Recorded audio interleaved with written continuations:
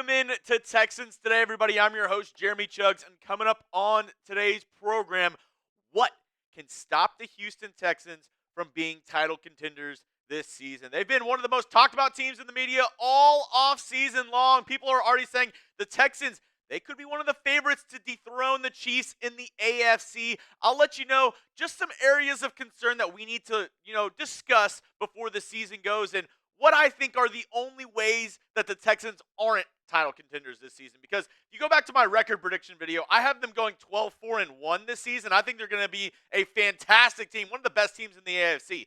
But there's still some levels of concern in a couple areas around this team. I'll get into that in just a moment. But I got to give a quick shout out to the Noti Gang, my first commenter club. These people right here were the first to comment on my last Texans video that I put out. So Duke PC, Pick 6 Cards, G90, 210, Guap, thank you so much for being real ones. It really helps me out whenever y'all get in the comment section early and often, and these people, they personify that. So thank you so much to those who were the first to comment on my video. If you want a shout out on a future video, join the Noti Gang, join people who have their notifications turned on for this channel. All you got to do, step 1, hit that sub button first and foremost. Step 2, click the notification bell. And 3, select the all options. So whenever we drop a video, if there's any breaking news around the team, you are the first people to be notified. Now, let's get into my 3 reasons, my 3 things that could stop the Texans this season. And we saw it early last year.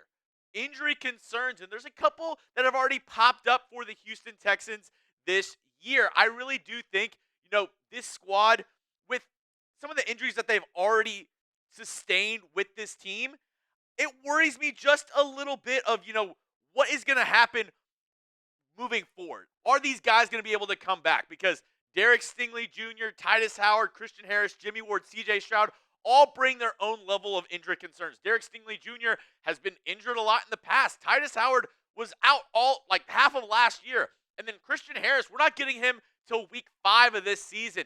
Jimmy Ward injured last year. Texans just extended him, and, he's getting up there in age. And then CJ Stroud, he's really, the straw that stirs the drink. So if he's not healthy, if he's not available, this whole thing kind of goes down the gutter. But talking on the defensive side of the football, I think Stingley needs to be healthy this season. It is paramount that Derek Stingley Jr. is able to stay on the field this season, because if he goes down, the depth isn't really there behind him. Kamari Lassiter, obviously the rookie out of Georgia, has looked fantastic throughout preseason, throughout training camp. But Jeff Okudah, Miles Bryant, Chris Boyd, I don't know if that really does it if Derek Stingley does have to miss any amount of time this season. So really thin there at the cornerback position behind Stingley. And then, as I mentioned, CJ Stroud, the franchise, the number 1, the QB1, the face of the Houston Texans. If he's not out there, if he's not able to play for any amount of time this season, everybody knock on wood if you're at home right now. Knock on wood, because we don't want this to happen at all. If CJ Stroud isn't able to play for any amount of time this year, the hopes are done for this team. He is really the hope for this Houston Texans team going into the 2024 season. And really, a lot of that goes back onto the offensive line, and how I mentioned Tytus Howard is a guy who we really need to be looking at with those injury concerns. Now, hopefully, we don't have to go to the depth there, but I do think the depth is a little bit better than it was last season on this Texans offensive line. Also, some guys on the practice squad that they were able to nag up and, get some extra depth at the tackle position, a couple guards as well. But I really, really need this Texans offensive line to make sure CJ Stroud is on his feet, not getting hit, and he is healthy and ready to go throughout this season. I want to know from you folks at home. Obviously, it was a, carousel of different guys who were in on the starting lineup throughout all of last season for this Texans offensive line. This year, hopefully, we're starting off on a good page. Looks like all the starters are going to be good to go for week 1. What is your confidence level, though, in this offensive line? Scale it 1 to 10. I'll give my answer after this YouTube ad break, but while it plays, go down there and give me your answer on your confidence level.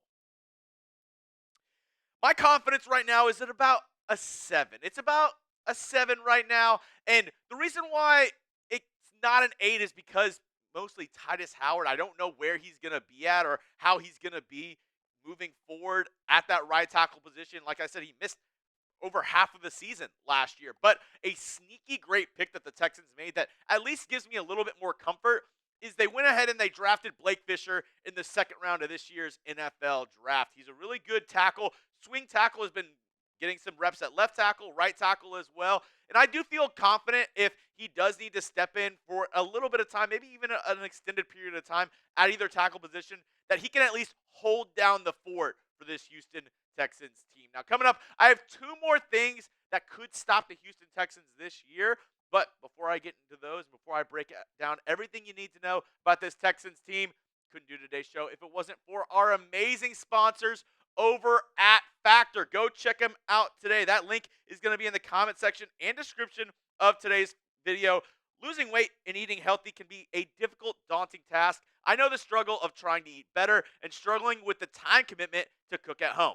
Factor Meals helps out a ton. If you're a busy guy like me who still wants to eat healthy, meet your wellness goals in time for football season thanks to the menu of chef-crafted meals like options with Calorie Smart, Protein Plus, and Keto. Factor's fresh, never frozen meals are dietitian approved and ready to eat in just 2 minutes, so no matter how busy you are, you'll always have time to enjoy nutritious, great-tasting meals. Crush your wellness goals this month with dietitian-approved meals and ingredients that you can trust. Make your day delicious from breakfast all the way to dessert and stay fueled with easy, nutritious options. I know they have really good, take and go smoothies that I really enjoy if you like just like a quick breakfast. And they have a ton of really good options. They have, a lot of options that you can kind of upgrade on as well. They have a really good steak, shrimp options as well, all there on their weekly menu. So go head over to factormeals.com/TexansChat50 and use code TexansChat50 to get 50% off your first box plus 20% off your next month. That's code TexansChat50 at factormeals.com/TexansChat50 to get 50% off your first box plus 20% off your next month while your subscription is still active. Go check out Factor Meals today. Next up on, something that could hinder the Texans this season, they're actually depending a lot on some younger guys throughout this team. A couple of rookies that are going to really need to step up this season. First and foremost, Kamari Lassiter. We mentioned him earlier in the video. The second-round pick out of Georgia. He's looked really good so far, going up against guys like Stephon Diggs, Nico Collins, Tank Dell, even against Cooper Kupp in those joint practices against the Los Angeles Rams.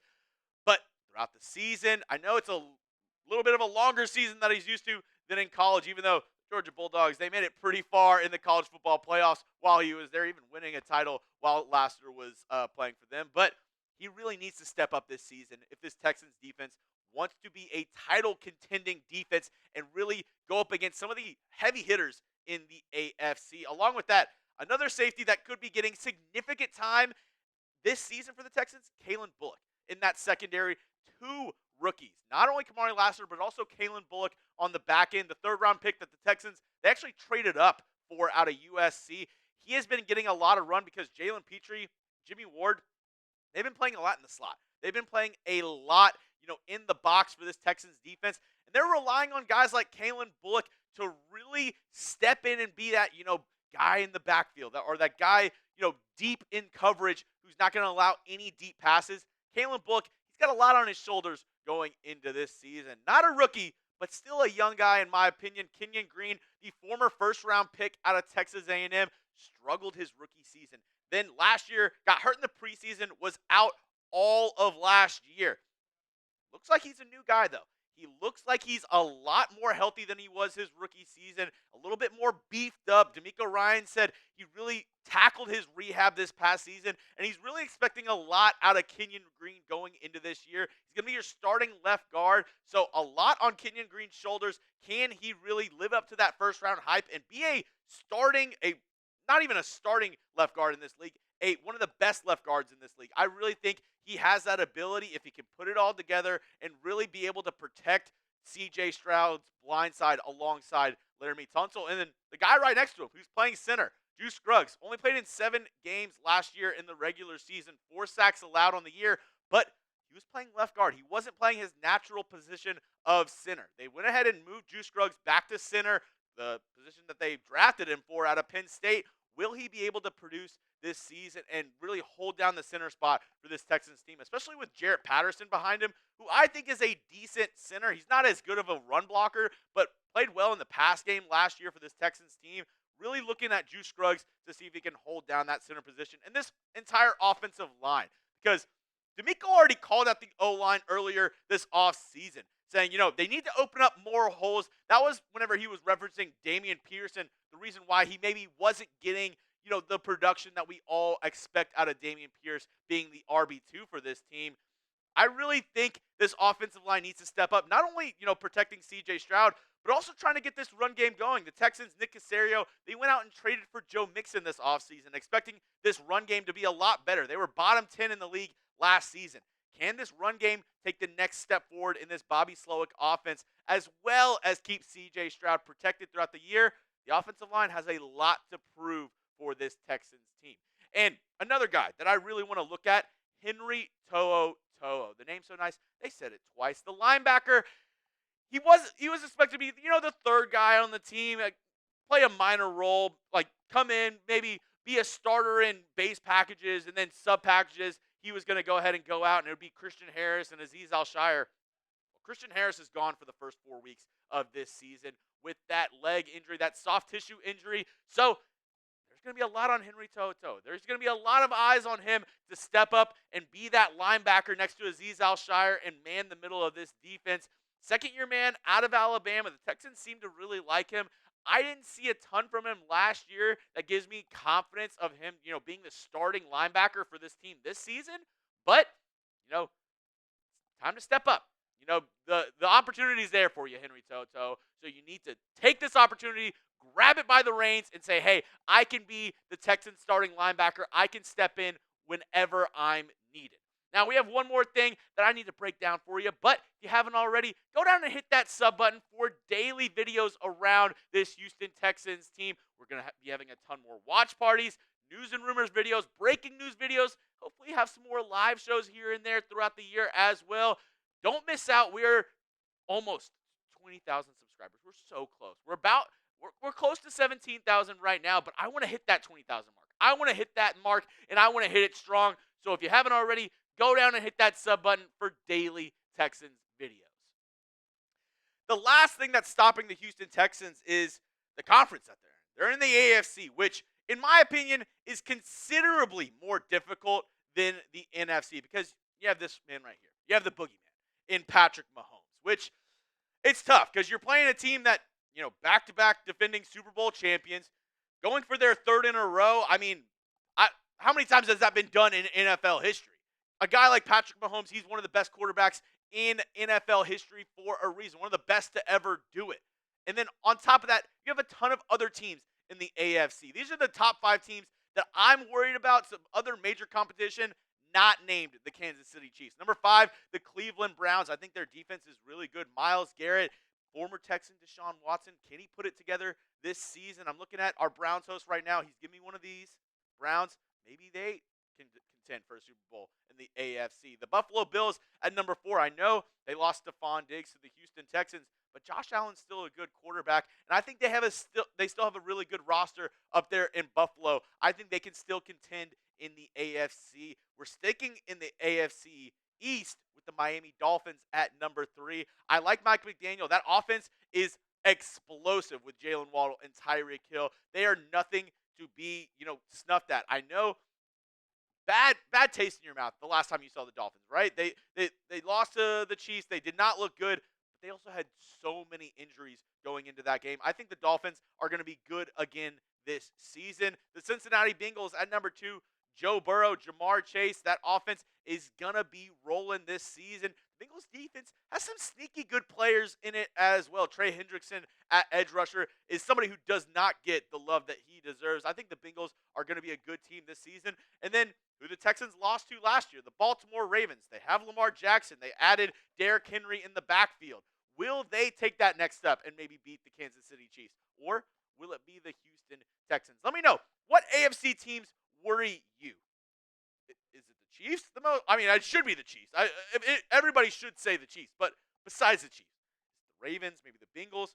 What other AFC teams worry you in this conference. Now, that's all I have for you on today's show, folks. If you want to hit me up on Twitter, continue the conversation, go ahead and give me a follow at Jeremy Chuggs. I also made a brand new IG page at Texans Today CS where I'm doing more highlight videos, doing more Texans content, everything around the Houston Texans, Houston sports. I got you covered. And as always, hit that sub button. We are trying to get to 17,000 subscribers. And if you want free daily videos around your favorite team, well, you're in the right place. Texans Today has you covered. All you got to do is go down and hit that sub button.